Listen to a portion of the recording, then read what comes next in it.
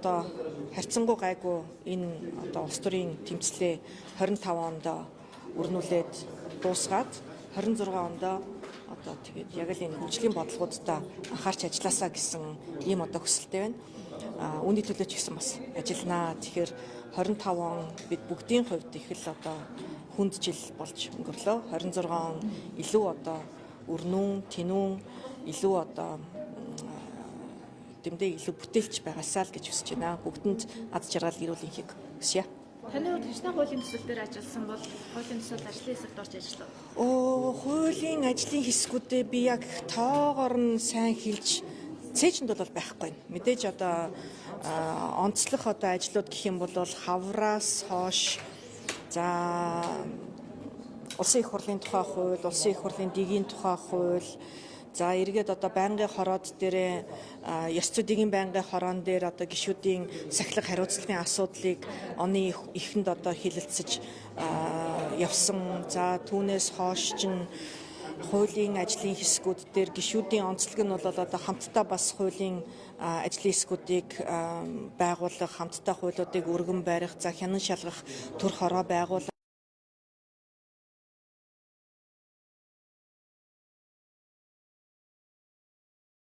За ганцаарчиж ажиллаж байгаа төсөл гэх юм бол яг өмнөх улсын их хурлын даргын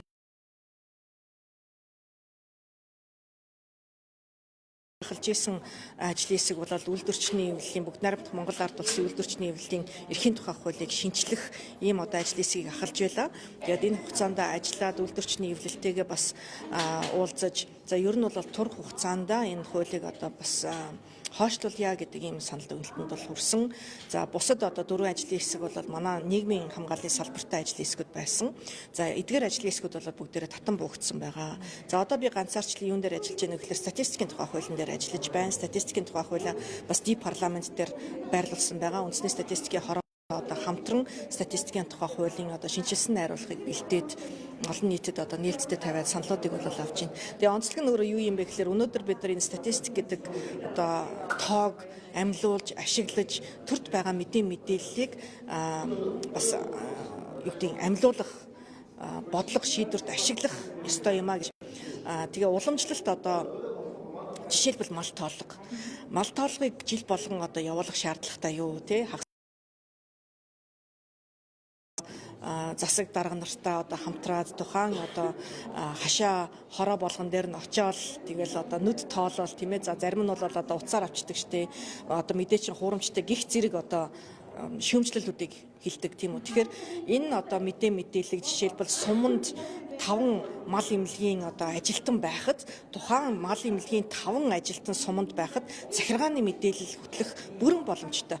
Вакцинжуулалт болон босод одоо энэ одоо тоо бүртгэлийг явуулах боломжтой учраас захиргааны мэдээлэл рүү бид шилжих шаардлагатай байна гэсэн энэ мал тоолгын асуудлыг бол захиргааны мэдээлэл рүү шилжъя гэдэг ерөнхий одоо ийм сонирхолтой өөрчлөлт байж болно. За нөгөөх нь бол бид нар хэрэглээний үнийн сакс гэж байдаг тий одоо инфляцийг одоо тооцдог 7 хоногийн инфляц, за сарын инфляц гэж гаргадаг тий хэрэглээний үнийн саксаараа бид нар тухайн одоо гаргасан байгаа бараа бүтээгдэхүүн дээрээ тогтсон цэг дээр 7 хоног бүрийн нэг өдөр очиж манай одоо тоолагчид гэдэг юм уу тухайн хариуцсан хүмүүс үнийн одоо өөрчлөлтийг бүртгэж авдаг.